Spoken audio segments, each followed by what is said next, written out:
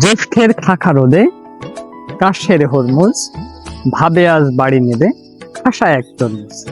আসসালামু আলাইকুম দর্শক, আজকে আমরা আছি আরাবপুর ইউনিয়নের অন্যতম মাঠ পতেঙ্গালী মাঠে।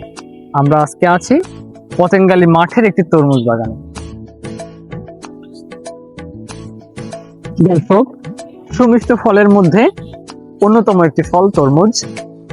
যশোর জেলা বিখ্যাত ফুল এবং রসে। দর্শক, আমাদের যশোরেই উৎপাদন হচ্ছে সুমিষ্ট ফল তরমুজ। এই গরমে এক ফালি তরমুজের বিকল্প আর কিছু না।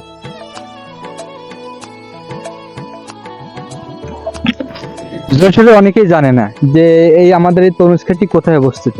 এটি আমি সম্পূর্ণরূপে এর বর্ণনা দিই যে এটা কোথায় অবস্থিত। এটা হলো আমাদের যশোর জেলার কোতোয়ালি থানা আরবপুর ইউনিয়ন পতেঙ্গালী মাঠে। ওই পাশে পতেঙ্গালী স্কুল আছে, পতেঙ্গালী স্কুল বরাবর এই সোজা রোডে আপনারা আসলেই পেয়ে যাবেন। এটি আরো যারা এই মাঠে তরমুজ কিনতে অথবা খেতে আসতে চান তারা সরাসরি যেটা সহজ হয় সব থেকে, আপনারা সোজা ধর্মতলা চলে আসবেন। ধর্মতলা থেকে ইজিবাইক যোগে মাত্র 10 টাকা ভাড়া এই মাঠেই নামাই দেবে। এবং মাঠে আসলে মাঠের পাশে যারা জমির যে মালিক তারা ক্ষেত থেকে তরমুজ তুলে রোড সাইডে বিক্রি করছে এবং আপনার ক্ষেত থেকে সরাসরি কিনতে পারবেন। আপনাকে বাজারে যাওয়া লাগবে না। আপনি যতটুকু পছন্দ যে কালার, এখানে তিন ধরনের কালার আছে।